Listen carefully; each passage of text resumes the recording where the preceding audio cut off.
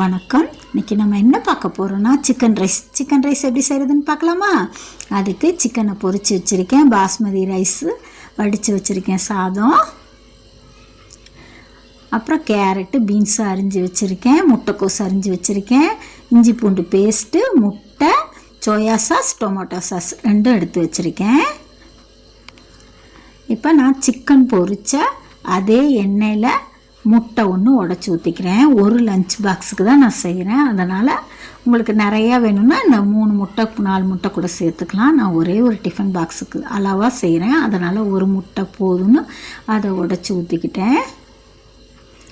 ஊற்றி முட்டை நல்லா பொரிஞ்சதுக்கப்புறம் நம்ம எல்லா காய்கறிகளும் சேர்த்துக்கலாம். அந்த முட்டை பொரித்து அந்த எண்ணெய் சிக்கன் வறுத்த எண்ணெயிலே நல்லா காயெல்லாம் நல்லா வதக்கிக்கணும். நல்லா வதங்கணும். அதுக்கப்புறம் உப்பு சேர்த்துக்கலாம், அதுக்கு தேவையான அளவு. அடுத்து இஞ்சி பூண்டு பேஸ்ட்டு சேர்த்துக்கிட்டேன் 1 ஸ்பூன்.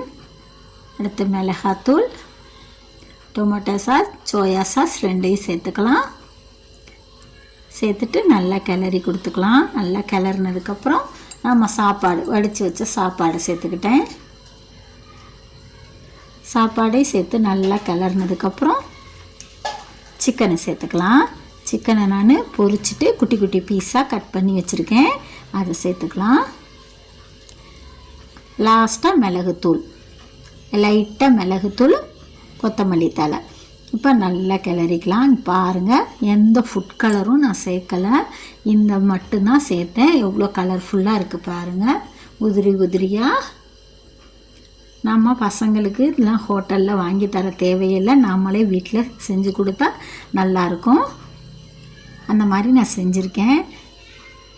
நல்லா சூடாக எப்படி இருக்குது பாருங்கள், உதிரி உதிரியாக. இப்போ லஞ்ச் பாக்ஸில் வச்சுக்கலாம்.